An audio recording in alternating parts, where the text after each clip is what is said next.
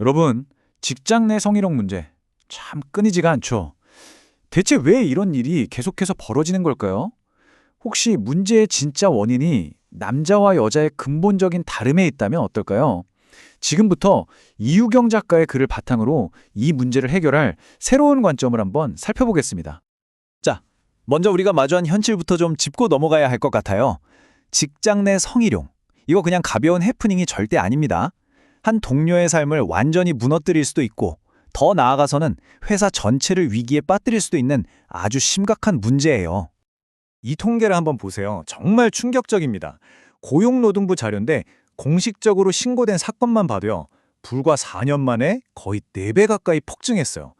2016년에 400여 건이던 게 2020년에는 1,600건을 훌쩍 넘었죠.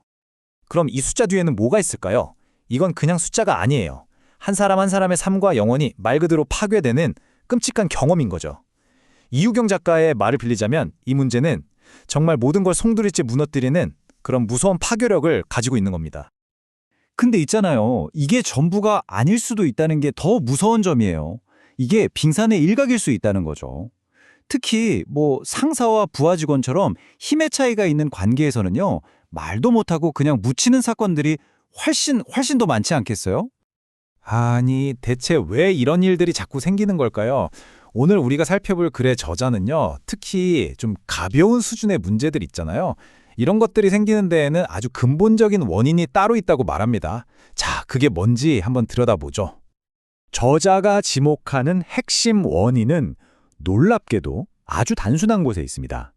바로 남자와 여자의 생각하는 방식, 또 소통하는 방식이 근본적으로 다르다는 것.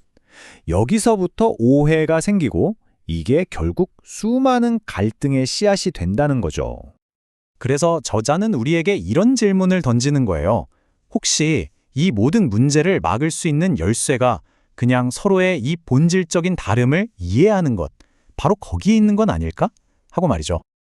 저자는 그 다름을 설명하기 위해 몇 가지를 이야기하는데요. 그 첫 번째 열쇠가 바로 우리 몸 안에 있다고 합니다. 호르몬이요.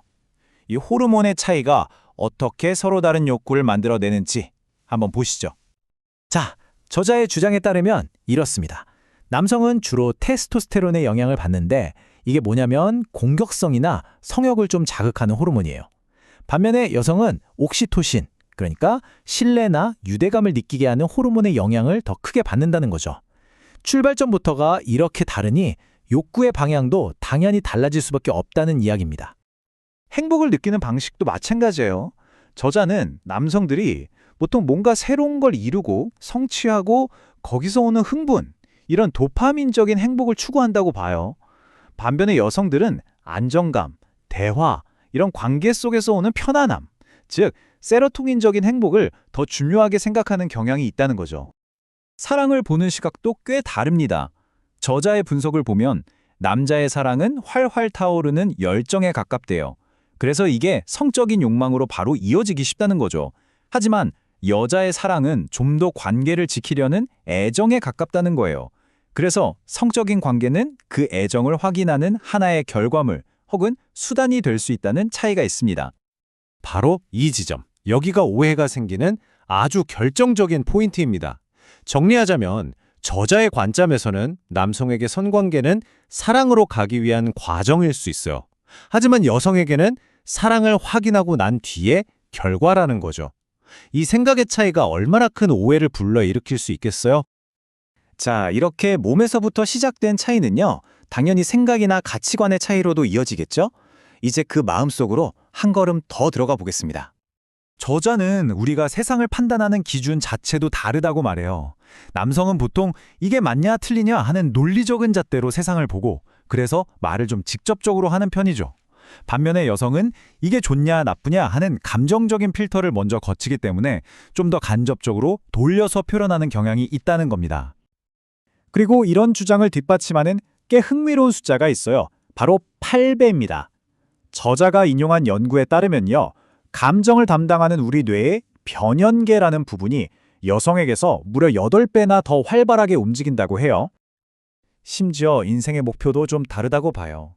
저자의 분석이 참 재미있는데 남성은 성공이나 미래의 행복을 위해서 사회라는 큰 판을 바꾸려고 한다는 거예요. 그런데 여성은 사랑, 그리고 지금 당장의 행복을 위해서 바로 내 옆에 있는 남자, 즉 관계를 바꾸려고 한다는 거죠. 스케일이 좀 다르죠? 자, 여기서 정말 중요한 포인트가 나옵니다. 저자가 계속해서 강조하는 건데요. 이건 누가 틀렸다가 아니라는 거예요. 그냥 서로 다르다는 거죠. 그리고 그 다름은 추한 게 아니라 아름다울 수 있다는 겁니다. 모든 이해는 바로 이 사실을 인정하는 데서부터 출발해야 한다. 이게 저자의 핵심 메시지입니다. 오케이, 그럼 우리가 이렇게 서로 다르다는 걸 이제 알았어요. 그럼 이제 뭘 해야 할까요? 그냥 다르구나 하고 끝낼 순 없잖아요.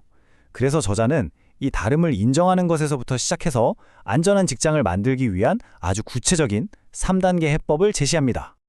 그 해법의 핵심이 바로 이 3가지 단계입니다. 첫째, 정확히 알기. 둘째, 조심하기. 그리고 마지막으로 정확히 알리기. 아주 간단하죠? 자, 그럼 이 3가지 원칙을 하나씩 뜯어보겠습니다. 자, 첫 번째 단계는 정확히 알기입니다. 이건 뭐랄까, 그냥 나와 저 사람은 생각하는 방식이 다를 수 있다는 걸 우리 머릿속의 기본 설정, 디폴트 값으로 만들어두는 거예요. 내 생각엔 이게 당연한데 이게 상대방에겐 전혀 당연하지 않을 수 있다는 걸 인정하는 거죠. 여기서부터 모든 게 시작됩니다. 두 번째 단계는 조심하기입니다. 내 의도는 그게 아니었어도 상대방은 전혀 다르게 받아들일 수 있다는 걸 항상 머릿속에 염두에 두는 태도예요. 특히 이게 중요한데 직장에서 동료로서 친하게 지내는 거? 그러니까 우정이라고 생각했던 행동이 상대방에게는 애정의 신호를 읽힐 수 있다는 거죠. 이 가능성을 항상 생각해야 합니다. 그리고 마지막 3번째 단계, 바로 정확히 알리기입니다. 오해를 막는 가장 확실하고 좋은 방법, 뭘까요? 맞아요. 명확하게 말하는 겁니다. 그냥 웃자고 한 농담이 성희롱이 되고 친근감의 표시가 성추행이 되는 그런 안타까운 상황을 막으려면 나는 여기까지 괜찮고 이건 불편하다는 나의 경계선을 분명하게 알려줘야 한다는 거죠. 결국 저자가 하고 싶은 말은 이거예요. 안전한 직장 문화라는 건 남녀의 차이를 없애거나 무시한다고 만들어지는 게 아니라는 겁니다. 오히려 그 다름을 인정하고 존중하고 또 조심스럽게 배려하면서 소통할 때 바로 그때 만들어진다는 거죠. 자, 오늘 우리는 이우경 작가의 글을 통해 남자와 여자는 다르다는 큰 틀에서 이 문제를 한번 살펴봤습니다. 하지만 생각해보면 우리는 남자, 여자이기 이전에 그냥 다 다른 개인이잖아요. 그렇다면 이 남녀라는 커다란 분류를 넘어서 사람과 사람 사이의 그 미세한 개인적인 차이는 또 어떻게 이해해야 할까요? 이 마지막 질문은 한번 곰곰이 생각해 보실 수 있도록 여러분께 남겨두겠습니다.